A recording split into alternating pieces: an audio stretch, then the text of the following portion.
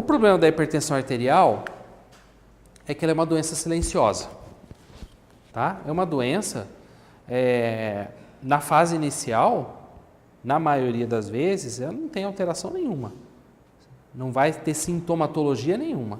E aí a pessoa vai tendo pressão alta ao longo do tempo, e isso vai gerando lesão, né? Em diversos sistemas, diversos órgãos do nosso organismo. E aí vem as consequências disso, como a gente já falou no início na questão da emergência hipertensiva, por exemplo, tá? Quando já tem lesão em algum órgão-alvo.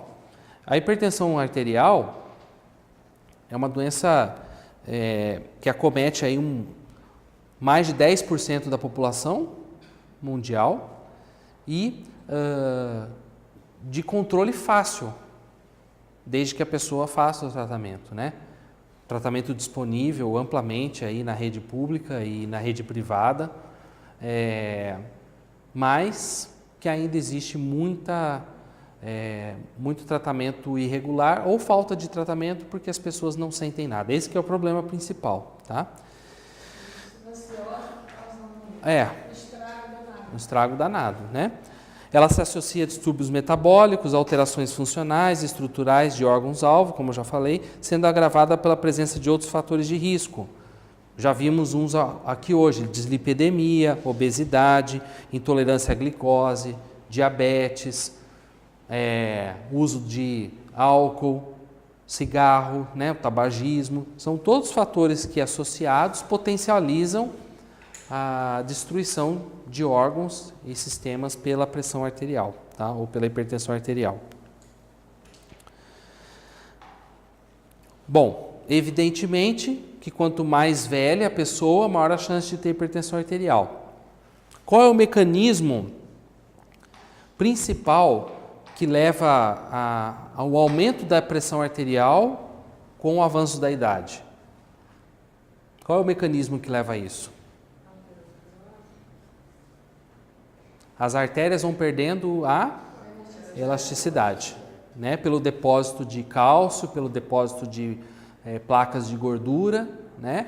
E é essa capacidade elástica das artérias que faz com que a gente consiga adaptar a pressão arterial no nosso dia a dia. Quando você vai perdendo isso, você aumenta a resistência vascular periférica, que é o mecanismo principal.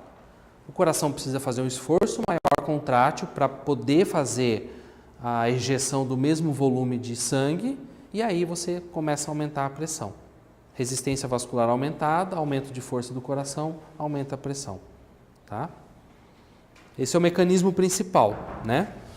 Bom, sexo e etnia, mais comum em mulheres e pessoas de raça negra, principalmente nas mulheres após a menopausa, tá? Porque até a menopausa a mulher ela é protegida pelo ciclo hormonal, e depois da menopausa essa proteção cessa e as mulheres têm uma chance maior do que os homens de ter hipertensão arterial, e em relação às doenças cardiovasculares o risco vai ficando bem próximo nos dois sexos, tá? Excesso de peso e obesidade, evidentemente, pelo mesmo mecanismo que a gente está falando, a obesidade vai causar isso, tá? Um dos principais fatores de risco está associado a eventos cardiovasculares e renais em ingestão de sal, tá? Apesar de ter muito controverso isso, né? Existem estudos que comprovem que a ingesta de mais de 3 gramas de sal por dia, ela é maléfica ao nosso organismo. 3 gramas de sal é o que cabe numa tampa de uma caneta Bic. Tá? É o que cabe. Então, isso teoricamente deveria ser o que a gente ingere de sal nas 24 horas. Né? É uma quantidade muito pequena. Tá? Mas o nosso rim consegue trabalhar com quantidades muito maiores de sal. A reserva dele é muito grande. Tá?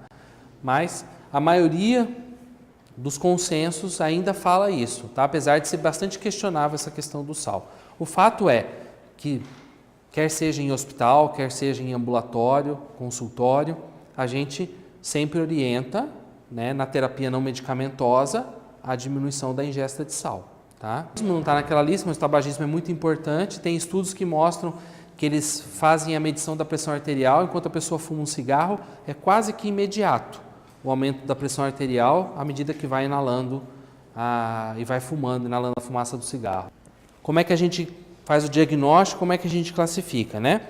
As recomendações principais: medição de pressão arterial pelo menos a cada 2 anos para os adultos que têm a pressão normal, tá? E anualmente para aqueles que têm mais de 12/8 de pressão, tá? E menos de 14/9, né? Não são hipertensos, mas estão numa faixa já de maior risco, tá? Existem essas formas de você poder fazer o diagnóstico: da medição residencial, da monitorização ambulatorial, que é o mapa, aquele que a pessoa fica 24 horas com um aparelho e ele é programado para aferir a pressão de tempos em tempos e depois gera um gráfico, né? E aí o médico analisa aquele gráfico e decide que tratamento vai fazer, tá? Isso aí é uma coisa real, a hipertensão do avental branco. Tem gente que só tem pressão alta quando vai medir, né? Se vai medir em outro lugar, a pressão é normal. Então isso também tem que ser levado em conta, esses fatores emocionais. Nunca meçam a pressão de uma pessoa que acabou de chegar, tá? Nunca façam isso, né? A pessoa tem que sentar, ficar alguns minutos sentada antes da aferição da pressão arterial. Mas assim, a organização dos serviços de saúde hoje é tão caótica que nem para isso dá tempo.